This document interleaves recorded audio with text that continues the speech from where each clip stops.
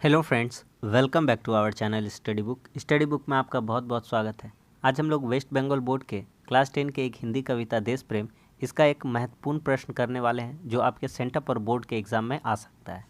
Question है, पठित कविता देश प्रेम के आधार पर कवयित्री अनामिका की काव्यगत विशेषता है, अर्थात देश प्रेम जो कविता है इसकी काव्यगत विशेषताओं का उल्लेख करिए। ठीक है, तो इम्पॉर्टेंट क्वेश्चन है, आपके एग्ज़ाम में आ सकता है, तो पूरी शिद्दत से मैं इसको समझाऊंगा और आप आसानी से इसको समझ पाएंगे। बस आप सुनते रहिए और इस पार्ट से जितने भी महत्वपूर्ण क्वेश्चन आंसर होंगे सारा मैं करा दूंगा। इसका व्याख्या भी मैंने करा दिया, हिंदी के संपूर्ण सिलेबस में करवा दूंगा। चलिए क्लास की शुरुआत करते हैं। कवित्री आधुनिक उत्तरवाद की एक सशक्त हस्ताक्षर है जिन्होंने अपनी बहुमुखी प्रतिभा के बल साहित्य जगत में स्थान बनाया है। कवित्री स्वयं नारी है, अतः उनका दृष्टिकोण नारीवादी है। अब यहाँ से हम लोग कविता को देखते हैं, इसकी काव्यगत विशेषता।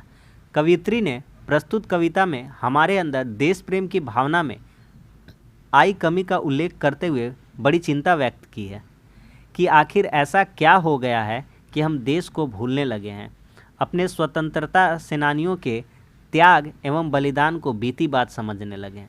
अब हमारा मन देश प्रेम की भावना में राष्ट्रध्वज की तरह लहराता क्यों नहीं है। इन्हीं घटनाओं की पड़ताल इस कविता में करने का कवित्री ने प्रयास किया।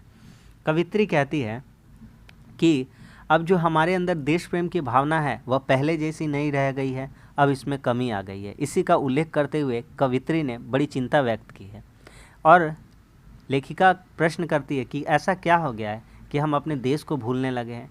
अपने स्वतंत्रता सेनानी जो है उनके त्याग और बलिदान को हम इतिहास समझने लगे हैं और बीती बात समझने लगे हैं। अब हमारा मन देश प्रेम की भावना में राष्ट्रध्वज की तरह, जिस तरह से राष्ट्रध्वज लहराता है, अब हमारा मन देश प्रेम की भावना में उस तरह से नहीं लहरा रहा है। इन्हीं घटनाओं की पड़ताल इस कविता में करते हुए कवित्री ने इन्हीं घटनाओं की पड़ताल इस कविता में करने का कवित्री ने प्रयास किया है। मुक्त छंद में लिखी हुई कविता में देशज तथा विदेशज शब्दों का धड़ल्ले से प्रयोग हुआ है। एक ज्वलंत राष्ट्रीय समस्या को हमारी भावनाओं से जोड़ने का एक सफल प्रयास इस कविता में दृष्टिगोचर होता है। कोट के स्तर में खोए पैसों की तरह हमारे मन के कोने अंतरे में खोई राष्ट्रीयता की भावना को जगाने का एक सफल प्रयास हुआ है।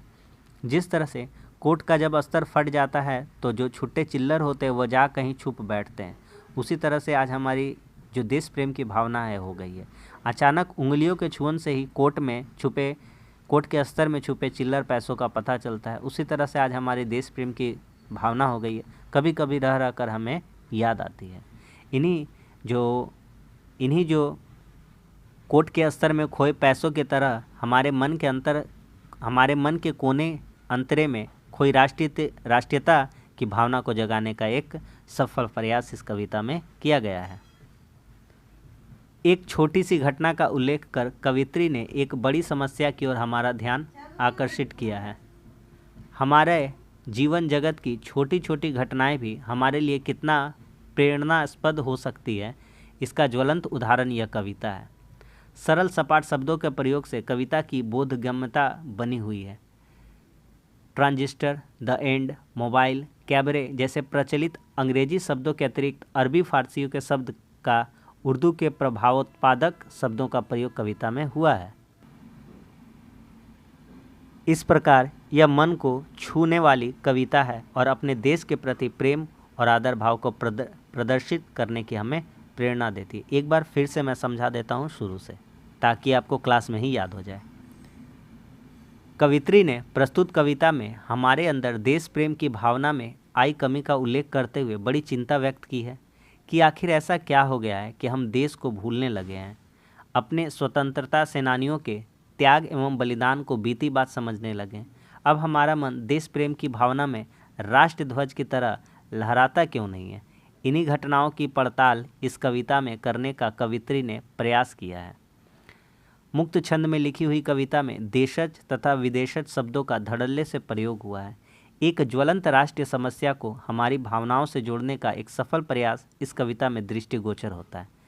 कोट के स्तर में खोए पैसों की तरह हमारे मन के कोने अंतरे में खोई राष्ट्रीयता की भावना को जगाने का एक सफल प्रयास हुआ है। एक छोटी सी घटना का उल्लेख कर कवित्री ने एक बड़ी समस्या की ओर हमारा ध्यान आकर्षित किया है। हमारे जीवन जगत की छोटी छोटी घटनाएं भी हमारे लिए कितना प्रेरणास्पद हो सकती है, इसका ज्वलंत उदाहरण यह कविता है। सरल सपाट शब्दों के प्रयोग से कविता की बोधगम्यता बनी हुई है।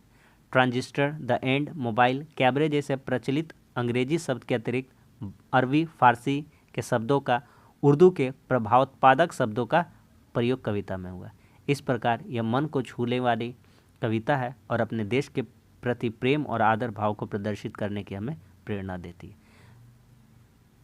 तो यह थी इस कविता का जो काव्यगत विशेषता है।